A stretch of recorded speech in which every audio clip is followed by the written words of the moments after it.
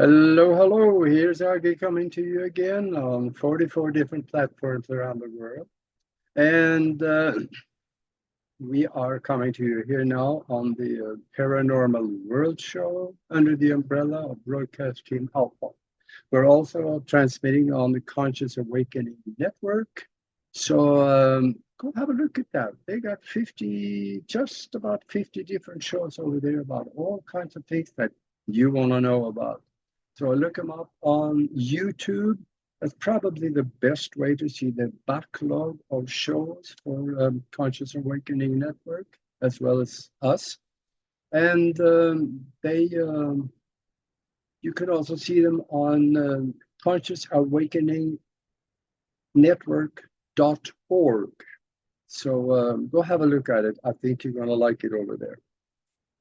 I like to talk to you a little bit about some of the goofy stuff, strange stuff, and dangerous stuff that happens in the cockpit of airplanes that the people in the back never get to hear about because they really don't need to.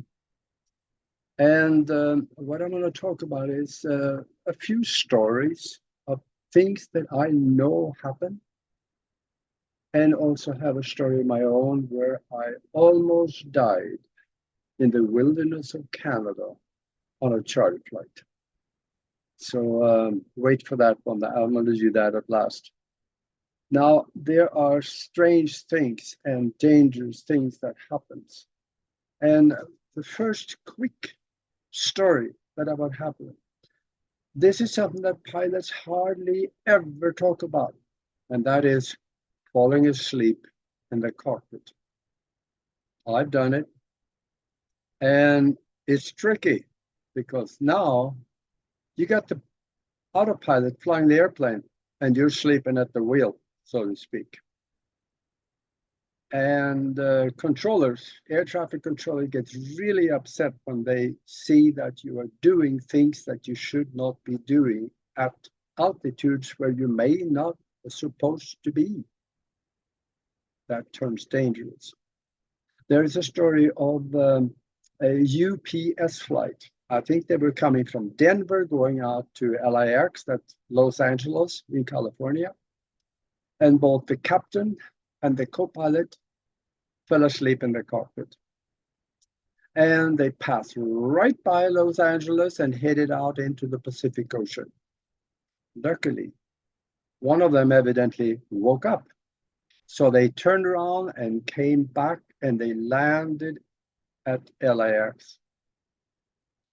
And from what the story read is that they had fuels left in the tanks. They almost ran out of fuel. And I'm sure they had a very interesting conversation with the Federal Aviation Administration, as well as their own company, their boss, and the accident prevention counselor within the company. I'm sure that was a very interesting conversation because as far as I remember, this is about 10 years ago now, I think they got suspended for 30 days. They took their license away from them for 30 days. And rightfully so, because doing something like that, I have no words for it. So you just think about that. Things like this happen. Then I also had, I have a good friend that used to work for our company in Minneapolis when we had the flight school and the international air taxi, and that became an air carrier. He was one of the sharpest pilots we had. He did instruction and he did charter flights, and he flew the flight line, and he flew at night and the daytime. He took anything. He just went. And when he left us, he went to work for bigger companies, and he ended up flying with the airlines. And he flew for 40 years, and he's got something like about 40,000 flight hours, enormously amount of flight hours. So he had one incident when he was taking off That was down in the Caribbean. And just a few hundred feet off the air, one of the jet engines quit. Now he had two. There was a Boeing 737, I believe it was. And now he only had one. And being this close to the ground, you probably have about 2 or 3 seconds to fix the problem and secure the dead engine, make sure that is shut off, and then stabilize the airplane and communicate your problem. So, yeah, things happen really fast. Now, if you're at higher altitudes, then you have a little more time. But when you're close to the ground, it gets very critical. This happens not commonly because there is this rumor out there that flying is a dangerous endeavor. It used to be, way back in the early days, but not anymore. Flying is now the safest way ever to travel from A to B. And we need to remember that because there are professionals in the cockpit. When you love what you do, you train yourself well for it. And the captain of an airplane, he is responsible for everything. He got to know that airplane, all systems of it at the back of his hand. And an airplane is a very complicated machine. So it takes a lot of good training there to do this. And well, in the early days, there were strange things happen, dangerous things happen. But pilots, they love flying. And I'm going to just tell the young guys out there that is in college or starting to go to college. My friend that I just talked about, that used to work for us in Minneapolis, he flew for 40 years, and when you retire from that, you're making close to $400,000 or $500,000 a year, and you got a good living all the way through from the beginning now, because right now there's a lack of pilots. Airlines are hiring you basically from scratch. And this is something that could compete really well. When you go to college, you end up with $100,000 to $300,000-$400,000 with a college debt that you're supposed to pay back. And when you leave college, you can't find a job. That happens very often. You end up working at fast food joints. How about that? That's the environment in business these days when the liberal establishments are destroying business in America. So think about it. Look into aviation. It's interesting, it pays well, and you're going to have a blast doing it, seeing the world at the same time. That was my commercial that I just couldn't help it. I had to tell you. When I was in Minneapolis and we were doing that, we used to fly people up into Canada to go fishing quite a bit. And well, it was a wonderful trip. And the pilots almost fought over those trips because you leave Minneapolis, going up into Canada, and you go fishing and you fly into a remote airport, and you are with the people there. You go fishing every day for 4 or 5, 6 days, and you get paid for it. And you get to sit around the bonfire at night telling stories and talk to the guides about really strange stories up there about Sasquatch and things that is happening. This was wonderful trips, and the people, the pilots, they loved it. I remember one time I was taking a group of people, I think it was 5 or 6 people up there, into a remote lake up there.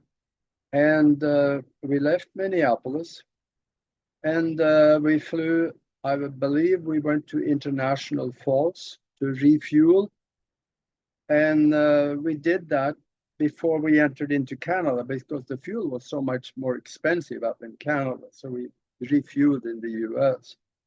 And then I went to Winnipeg in Canada to clear customs. And then I flew northwest for quite a while.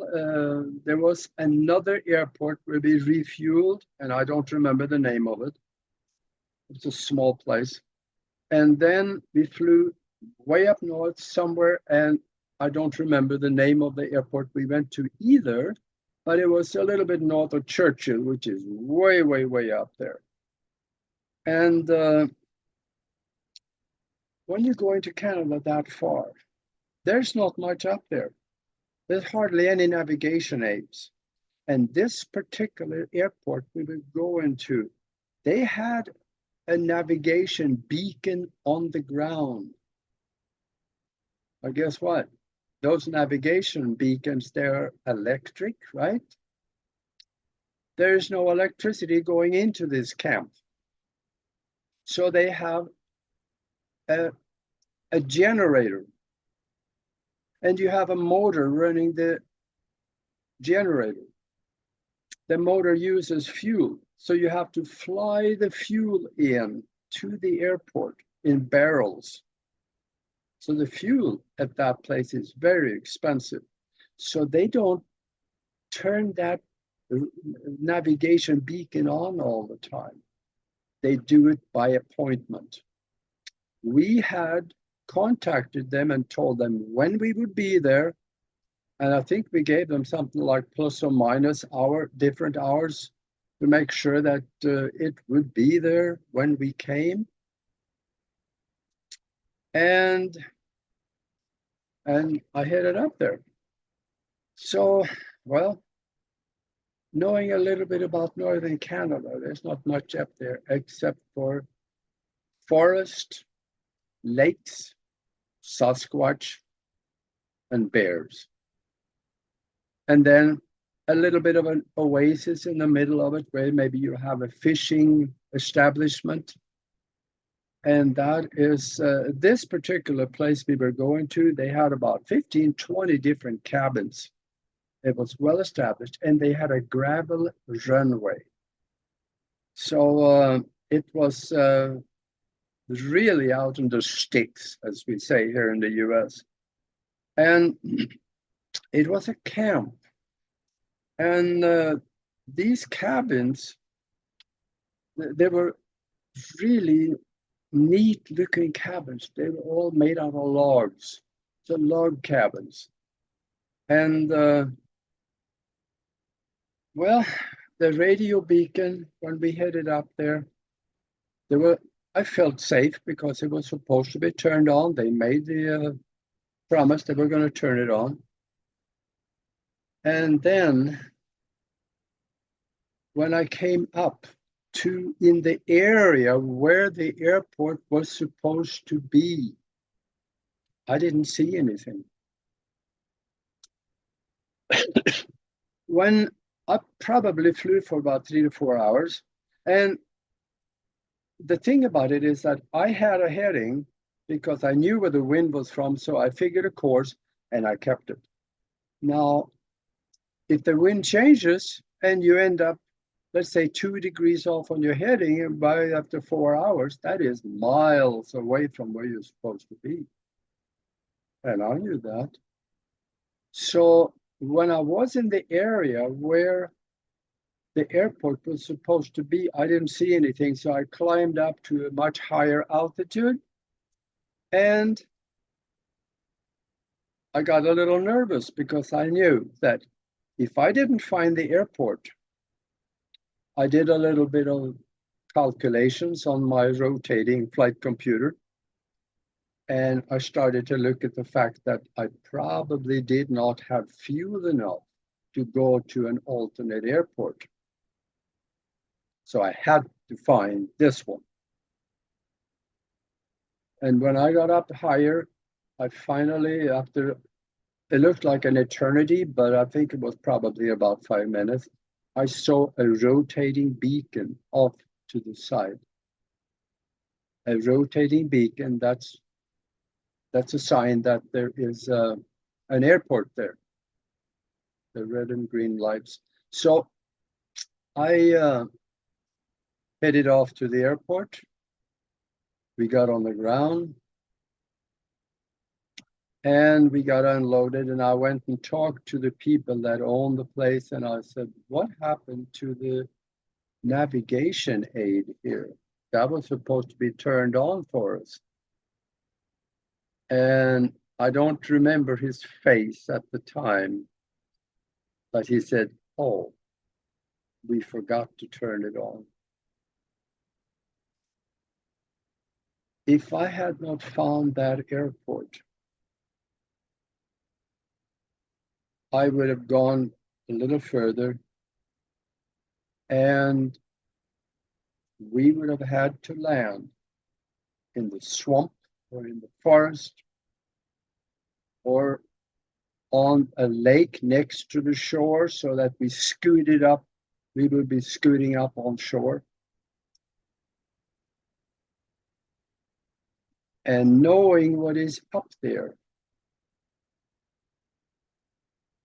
Two things: Sasquatch and bears. And there are people that have run out of gas in northern Canada and they land in the wilderness and you never hear from them again. Now, it was, of course, we have an emergency locator beacon in the aircraft, so we have to flip the switch on that one, and then that goes to the satellite, and there's a global system here watching over, so they will know that there's a downed aircraft somewhere. So they eventually would have come for us. But it all depends on what will happen between the time we either crashed or landed until they came with a helicopter or something to pick us up. Most likely would be a seaplane if we were close to a lake. So that particular trip was a really close one for me. And I talked to the people at the camp, and they said, oh, the area is full of bears. And I remember also when we were sitting outside one of the cabins, we've been there a couple of days, there was a bear walking right through the camp, because the bears were not afraid of humans. They know that humans don't hurt them. He was walking right, it was a smaller bear, I was told, that he walked right through the camp from one end to the other one and headed off somewhere. So yeah, it was a close call. And when I had quite a few trips going up there with people going fishing, and you gotta see, this is when the envelope is tighter. Everything has to be pre-planned and thought out. And when you thought it out, you think it over again and make sure you didn't miss anything. There was another time, just not that serious, but I was up there in a king air, and we came up there in the afternoon, and then we were supposed to stay 5 days at the cabins, and that's wonderful trip. And the day before, we were supposed to leave in the afternoon because they wanted to fish through the day and then fly home at night. Okay, that's okay. So the day before, I went out to the airport and I looked the airplane over, I'll try to start the engines. Nothing happened. The engines didn't start because the batteries were dead. And I went through the airplane and I found that back in the coat rack, in the very, very back where they put the baggage and the coats and stuff, there was this light in the ceiling that has been on for 4 or 5 days and drain the batteries down. Luckily, I did it the day before we were supposed to leave, so we got to charge the batteries back up and we were able to leave that day. That is one little incident, one little thing that I missed that could have delayed us. That could have turned interesting too, because there was a new crew of people coming in the next day. So we don't know where would we have stayed, or if we had to stay overnight. I'm not so sure about this. So these are the things that pilots need to think about. Absolutely everything. And that one time I didn't. I missed that coat rack because somebody evidently bumped the switch back there and turned it on when they pulled the baggage out. And I didn't check. So, yeah, it can get interesting. And I know there are other pilots out there that are sitting on the couch right now, nodding their head and say, yeah, I had a close call too. I forgot something. I fell asleep. My co-pilots fell asleep.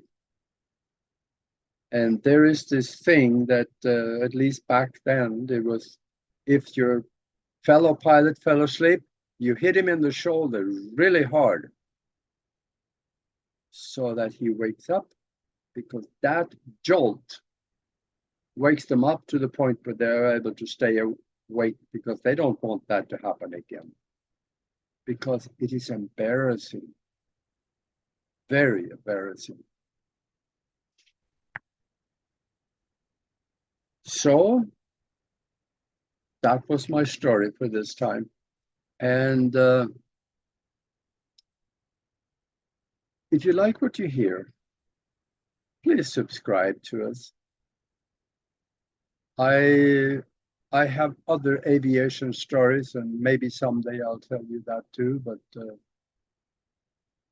some of them are a little embarrassing. I may and I may not, we'll see.